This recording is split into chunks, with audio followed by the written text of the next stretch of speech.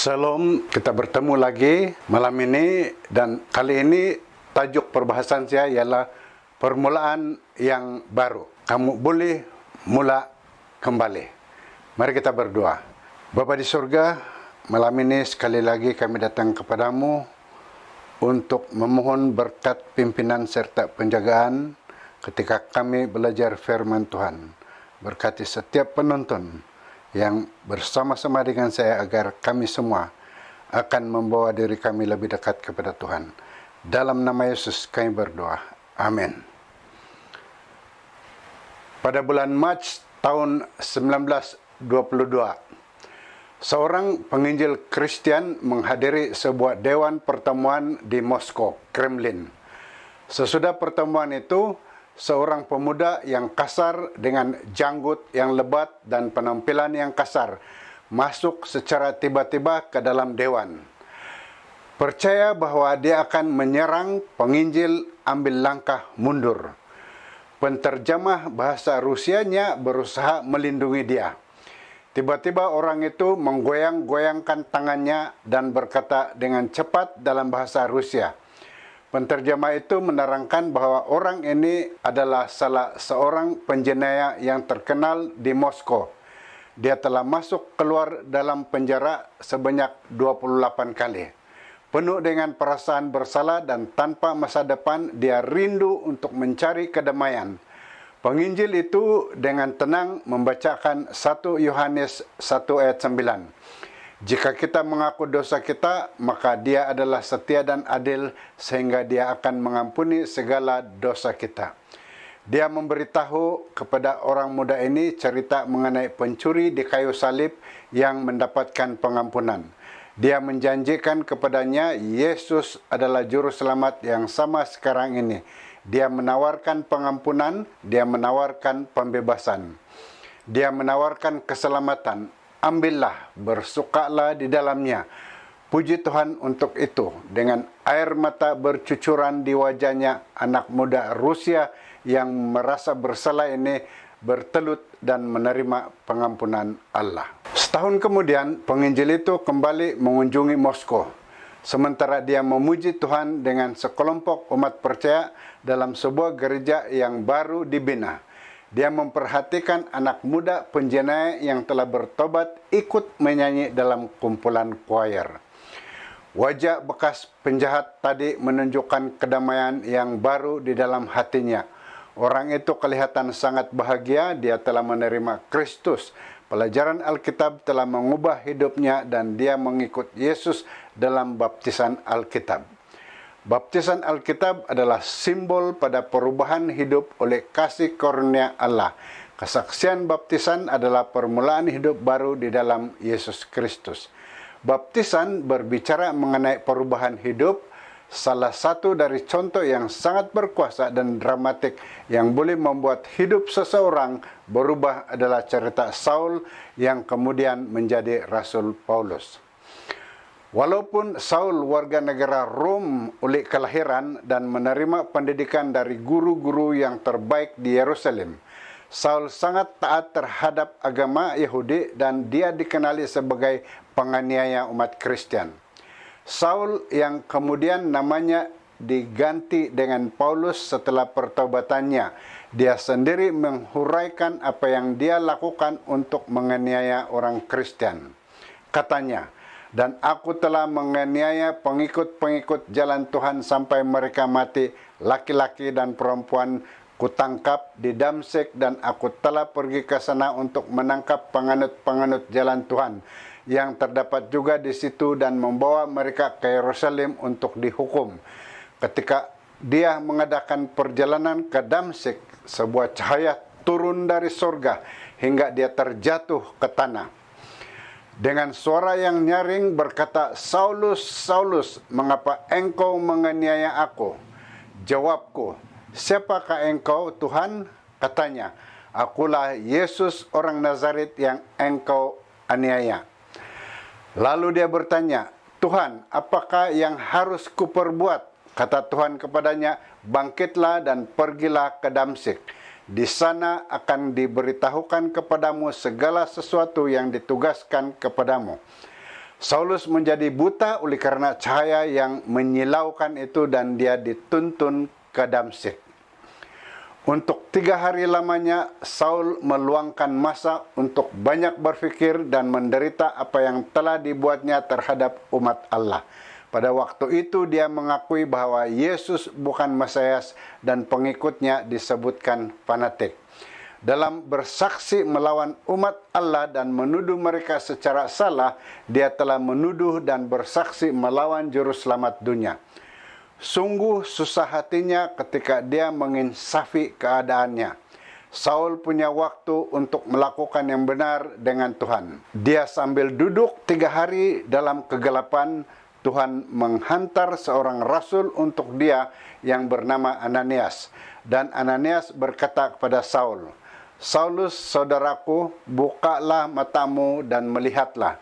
Dan seketika itu juga aku melihat kembali dan menatap dia. Lalu katanya, "Allah nenek moyang kita telah menetapkan engkau untuk mengetahui kehendaknya, untuk melihat yang benar dan untuk mendengar suara yang keluar dari mulutnya. Sebab engkau harus menjadi saksi terhadap semua orang tentang apa yang kau lihat dan yang telah kau dengar." Ananias berkata kepada Saulus, "Dan sekarang mengapa engkau masih ragu-ragu? Bangunlah, berilah dirimu dibaptis dan dosa-dosamu disucikan, sambil berseru kepada nama Tuhan." Inilah cara Saul bergabung dengan Tuhannya untuk selamanya. Baptisan merupakan jalan masuk pada kehidupan baru bagi Saul. Saul perlu dibasuh dari hal-hal yang mengerikan yang telah dibuat olehnya atas nama agamanya. Dia perlu dibasuh, dia mengetahui bahwa dia memerlukan kasih kurnia dan pengampunan Allah yang ajaib. Ketika dia dibaptis, dia mengetahui bahwa Allah telah mengampuni dia dan Saul penganiaya menjadi Paulus pengikut Yesus yang setia seumur hidupnya. Pernahkah Anda menginginkan untuk dapat bermula kembali dan semua kesalahan-kesalahan yang pernah kau buat dapat dilenyapkan? Allah mengetahui keperluan kita semua untuk mendapatkan pengalaman seperti itu. Jadi dia mentauliahkan upacara baptisan sebagai tanda bahwa kita akan bergabung dengan dia mulai dari saat itu dan memulakan hidup baru di dalam Yesus Kristus. Apakah yang boleh melambangkan mati dari dosa dan bangkit untuk hidup baru selain dikuburkan di dalam air semasa diselamkan dan bangkit untuk memulakan hidup yang baru? Baptisan Kristen yang asli adalah dimulakan oleh Yohanes Pembaptis. Nabi dari bukit yang muncul di padang gurun Yudea mengkhotbahkan dengan tegas agar bertaubat. Semua jalan menuju ke sungai Yordan dipenuhi oleh orang-orang yang ingin mendengarkan dia. Alkitab katakan, "Maka datanglah kepadanya penduduk dari Yerusalem, dari seluruh Yudea dan dari seluruh daerah sekitar Yordan. Lalu sambil mengaku dosanya mereka dibaptiskan oleh Yohanes di sungai Yordan." Yesus menutup pintu pertukangan kayunya dan mengucapkan selamat tinggal kepada ibunya. Dia juga berjalan menuju ke sungai Yordan. Ketika Yohanes melihat Yesus, dia mengenali dia dan berhenti berkhotbah. Ketika menuding jari ke arah Yesus, Yohanes berkata, "Lihatlah anak domba Allah yang menghapus dosa dunia." Yohanes mengenali anak domba yang akan dikorbankan untuk mati bagi dosa-dosa manusia yang menerima pengorbanannya. Ketika Yesus meminta untuk dibaptiskan, Yohanes merasa ragu-ragu. "Akulah yang perlu dibaptis olehmu," katanya. Tetapi Yesus mendesak, "Biarlah hal itu terjadi karena demikianlah sepatutnya kita menggenapkan seluruh kehendak Allah." Ayat 15. Yohanes mengenali bahwa Yesus tidak mempunyai dosa masa lalu yang perlu diakui. Dan Yesus sudah tentu tidak perlu menunjukkan kepercayaannya dalam kebangkitannya sendiri. Yesus meminta dibaptiskan oleh karena dia ingin dikenali sebagai manusia. Dia ingin meninggalkan satu contoh yang sempurna bagi kita untuk diikuti. Oleh itu, Yohanes memasukkan Yesus ke dalam air di sungai Yordan untuk membaptiskan dia, karena itulah makna pada baptisan. Alkitab berkata, sesudah dibaptis, Yesus segera keluar dari air, dan pada waktu itu juga langit terbuka dan dia melihat Roh Allah seperti burung merpati turun ke atasnya. Suara dari surga mengatakan, inilah anakku yang kukasihi, kepadanya lah aku berkenan. Matius 3 ayat 16 dan 17. Pada sayap burung merpati Allah telah mengutuskan kasih-Nya dan kata-kata dorongan untuk Yesus. Namun dia melakukan suatu hal yang lain. Ketika Yesus keluar dari air dan berdiri dengan pakaian yang basah di tepi sungai Jordan yang berlumpur, Allah memperkenalkan dia kepada khalayak ramai bahwa dia adalah anaknya yang telah diurapi. Baptisan Kristus menandakan permulaan pelayanannya untuk umum.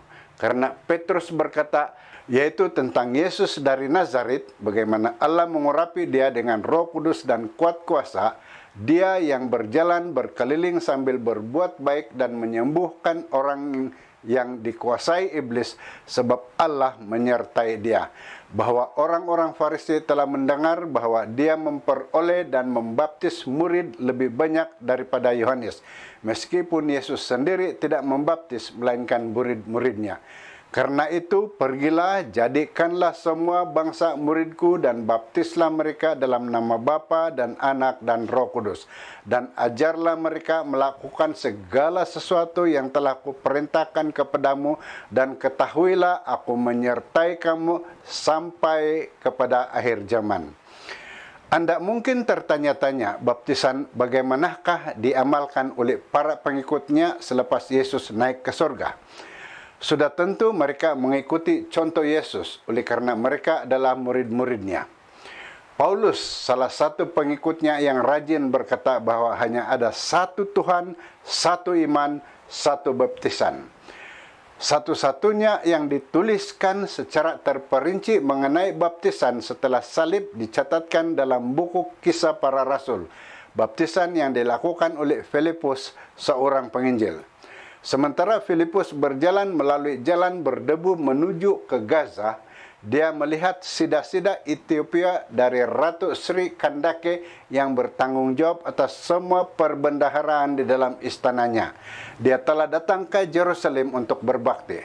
Sekarang dia dalam perjalanan pulang menaiki kereta dan membaca dari kitab gulungan.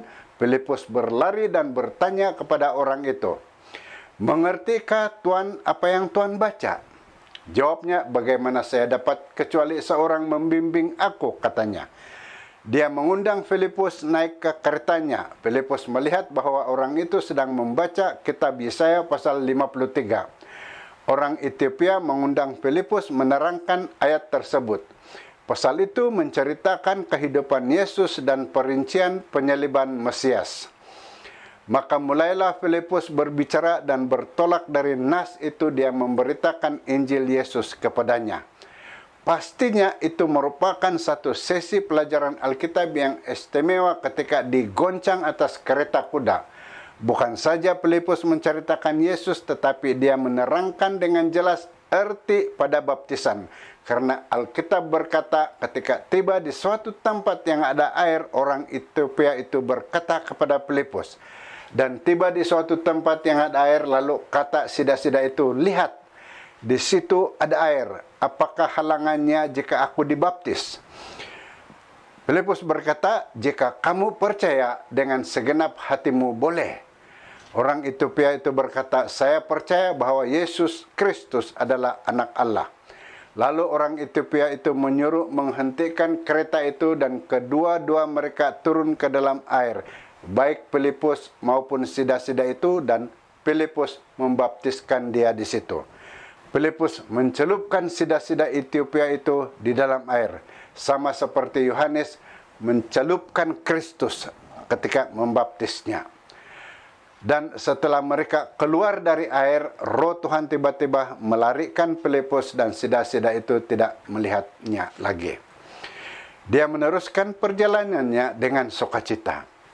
Itulah yang terjadi apabila kita menguburkan kehidupan yang lama yang berdosa dan memulakan hidup baru bersama Kristus. Dengan jelas diselamkan adalah model baptisan yang dipraktikkan oleh gereja Kristen yang mula-mula. Hakikatnya tidak ada bukti di dalam perjanjian baru bahwa adanya cara baptisan yang lain.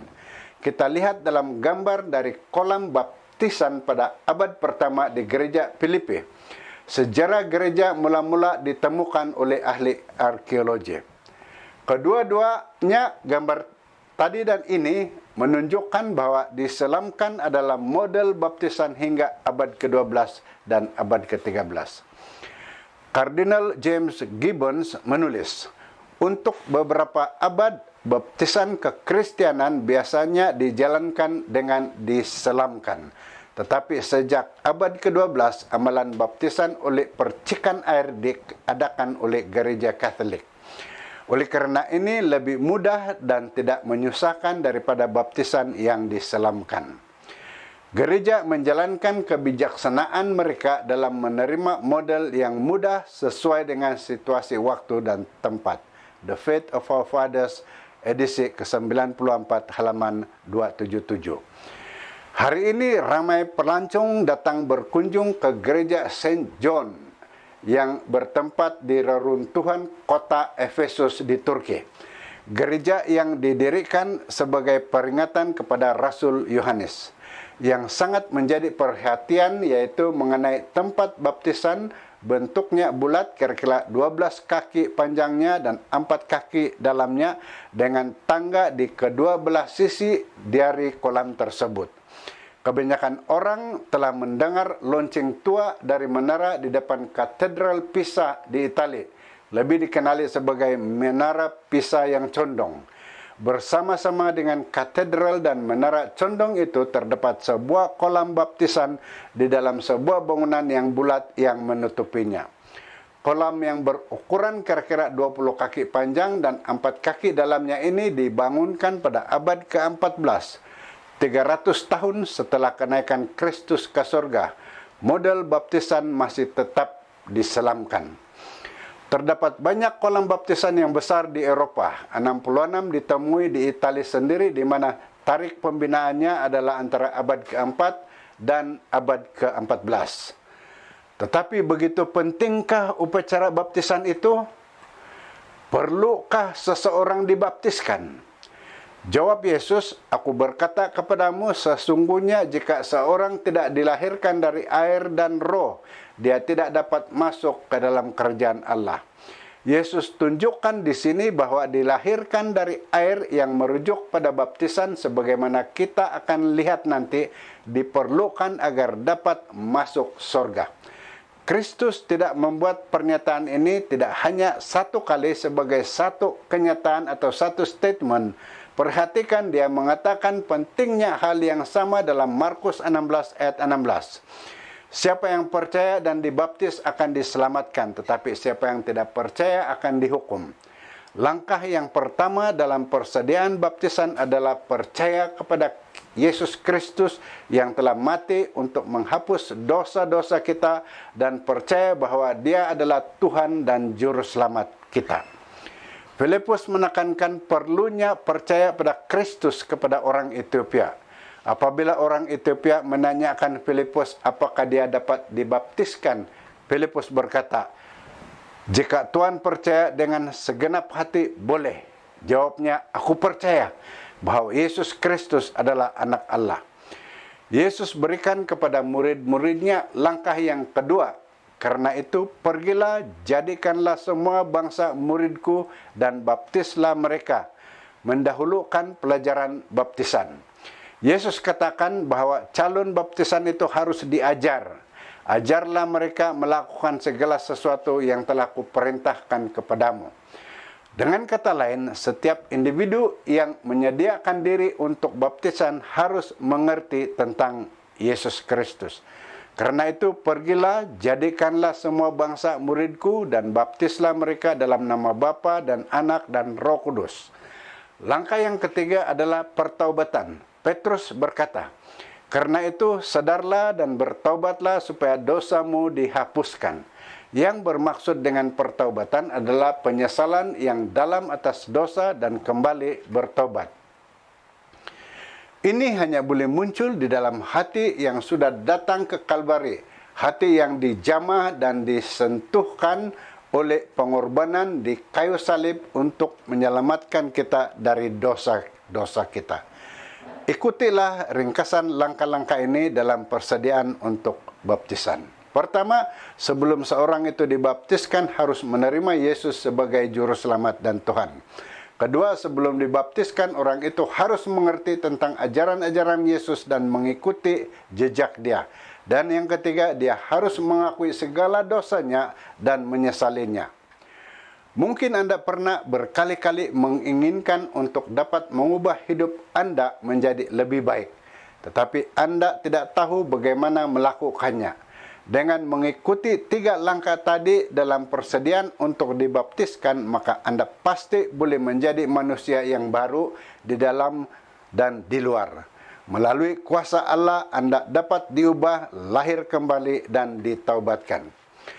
Sering orang bertanya, apabila saya dibaptiskan, adakah saya akan menjadi sebahagian dari gereja? Atau saya hanya sendiri dibaptis lalu mengikuti Yesus? Alkitab ajarkan bahwa baptisan di dalam Yesus Kristus adalah baptisan yang menyatukan diri kita dengan Kristus dan gereja. Apabila sejumlah besar orang dibaptiskan pada hari Pentakosta, Alkitab berkata, orang-orang yang menerima perkataan itu memberi diri dibaptis dan pada hari itu jumlah mereka bertambah kira-kira 3.000 jiwa. Mereka bertekun dalam pengajaran rasul-rasul dan dalam persekutuan. Dan mereka selalu berkumpul untuk memecahkan roti dan berdoa. Kalimat yang sederhana. 1 Korintus 12 ayat 13 berkata, sebab dalam satu roh kita semua telah dibaptis menjadi satu tubuh. Ayat 28 menunjukkan dengan jelas bahwa tubuh adalah gereja. Apabila kita menerima Yesus dan menyerahkan diri untuk mengikuti Dia, mereka rindu untuk berbakti bersama umat percaya yang lain. Itu sebabnya mengapa Yesus berkata di dalam Matius 28 ayat 19 dan 20. Karena itu pergilah, jadikanlah semua bangsa muridku dan baptislah mereka dalam nama Bapa dan Anak dan Roh Kudus. Dan ajarlah mereka melakukan segala sesuatu yang kuperintahkan kepadamu. Dan ketahuilah aku menyertai kamu sentiasa sampai kepada akhir zaman. Saat ini Yesus mengundang Anda untuk menyerahkan hidup Anda kepadanya. Dia mengundang Anda untuk bergabung dengan umat yang mempercayai dan memelihara firman-Nya. Dia memberikan undangan yang sama yang diberikan kepada Rasul Paulus. Dan sekarang mengapa engkau masih ragu-ragu? Bangunlah, berilah dirimu dibaptis dan dosa-dosamu disucikan sambil berseru kepada Tuhan. Pada suatu malam, seorang pemimpin Yahudi bernama Nikodemus telah datang bertemu Yesus. Dia tidak ingin diketahui oleh teman-temannya bahwa dia sangat tertarik dengan Yesus. Dia datang pada waktu malam kepada Yesus dan berkata, Rabi, kami tahu engkau datang sebagai guru yang diutus Allah. Sebab tidak ada seorang pun yang dapat mengadakan tanda-tanda yang engkau adakan itu jika Allah tidak menyertainya. Yohanes 3 ayat 2. Yesus dapat membaca hati orang ini, dia dapat menembusinya dan menunjukkan kepada Nikodemus apa yang dia perlukan. Yesus menjawab katanya, sesungguhnya jika seorang tidak dilahirkan kembali, dia tidak dapat melihat kerajaan surga. Yohanes 3 ayat 3. Nikodemus merasa keliru dan dia menanyakan Yesus, bagaimana seorang dapat dilahirkan apabila dia sudah tua? Dapatkah dia masuk kembali ke dalam rahim ibunya dan dilahirkan lagi? Kemudian Yesus menunjukkan bahwa dia berbicara mengenai kelahiran rohani. Ketika dia berkata, aku berkata kepadamu sesungguhnya jika seorang tidak dilahirkan dari roh dan air, dia tidak dapat masuk ke dalam kerajaan surga. Di sini Yesus berbicara mengenai kelahiran rohani yang ditunjukkan melalui baptisan. Hal ini merujuk kepada hakikat bahwa orang itu akan disucikan oleh air baptisan. Tidak diragukan Nikodemus, orang Farisi yang angkuh ini mengharap akan masuk surga atas hakikat bahwa dia secara semula jadi dilahirkan sebagai seorang Yahudi yang taat. Namun demikian, Yesus menyatakan dengan jelas bahwa apapun yang kurang daripada perubahan lengkap dalam hidup oleh kuasa roh yang ditandai oleh baptisan, tidaklah mencukupi. Inilah cara seseorang memeteraikan penerimaan pengorbanan yang diberikan oleh Bapa dilaksanakan oleh anak. Inilah permulaan hidup baru di dalam Kristus. Pada baptisan Kristus, suara Allah kedengaran berkata, "Inilah anakku yang kukasihi, kepadanya lah aku berkenan." Pada saat inilah Roh Suci dalam bentuk burung merpati mengurapi Yesus bahwa dia menjadi yang diurapi atau Mesias atau Kristus. Peristiwa ini menandakan bermulanya pelayanan Kristus. Jadi begitu juga baptisan oleh percaya menandakan permulaan hidup yang baru dengan Kristus sebagai juru selamat. Peristiwa ini juga menandakan kesaksian umum oleh orang percaya dengan baptisan tersebut dia bergabung dengan Kristus bahwa dia telah mengenakan Kristus. Galatia 3 ayat 27 berkata, "Karena kamu semua yang dibaptis dalam Kristus telah mengenakan Kristus." Baptisan bagi seseorang yang telah menerima Kristus sebagai penebusnya menunjukkan imannya dalam 3 fakta besar tentang pengorbanan Yesus. Paulus berkata, "Atau tidak tahukah kamu bahwa kita semua telah dibaptis dalam Kristus, telah dibaptis dalam kematiannya?" Roma 6 ayat 3. Kemudian dia lanjutkan dengan langkah berikutnya yang harus diambil oleh umat Kristen. Demikian kita telah dikuburkan bersama-sama dengan dia oleh baptisan dalam kematiannya.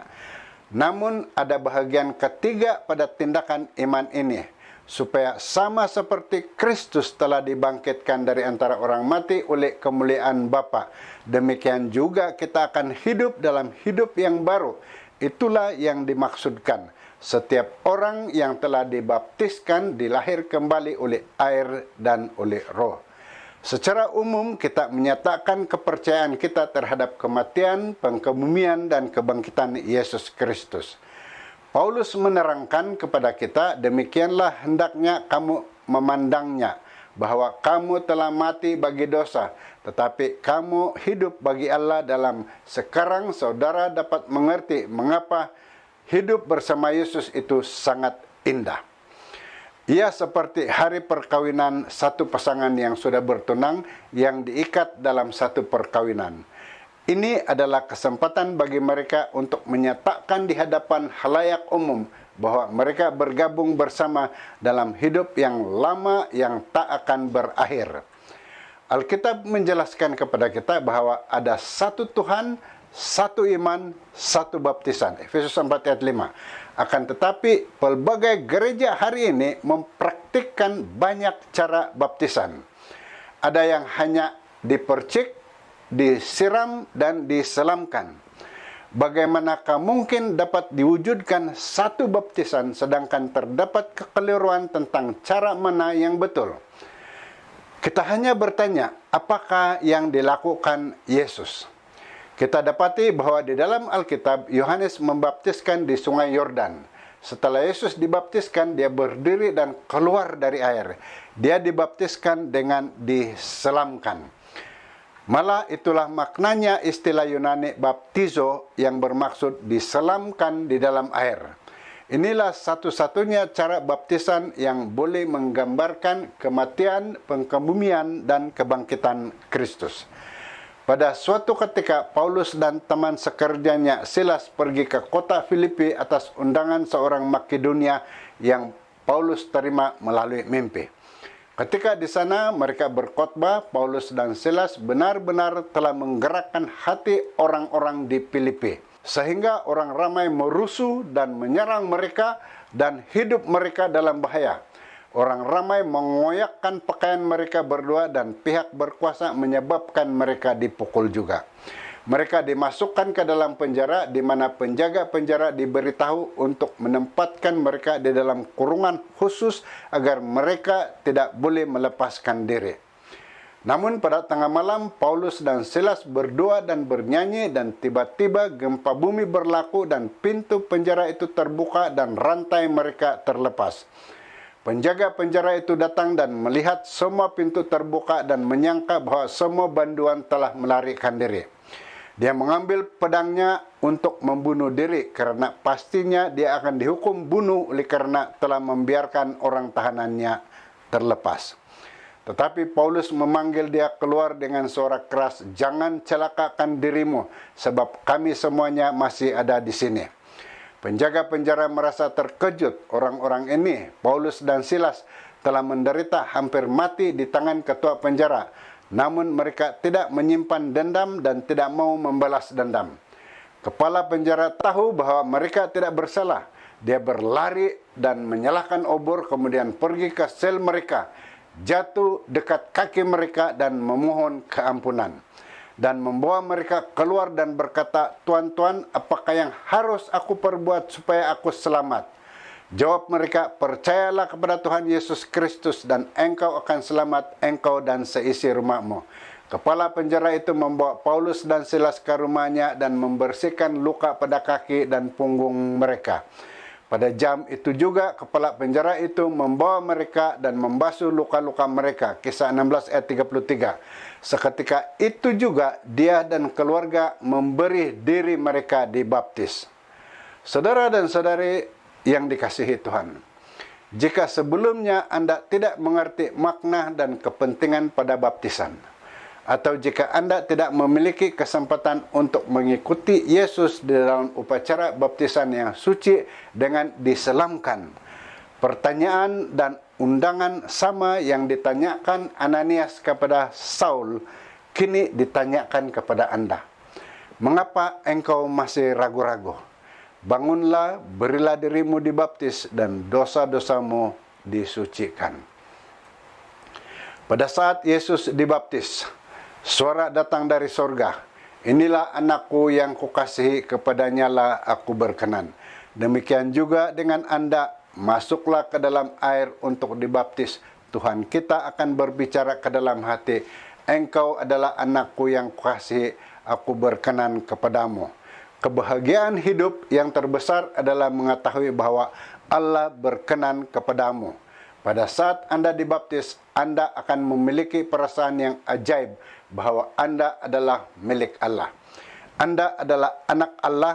Dalam pengertian lain, baptisan bagaikan satu pernikahan.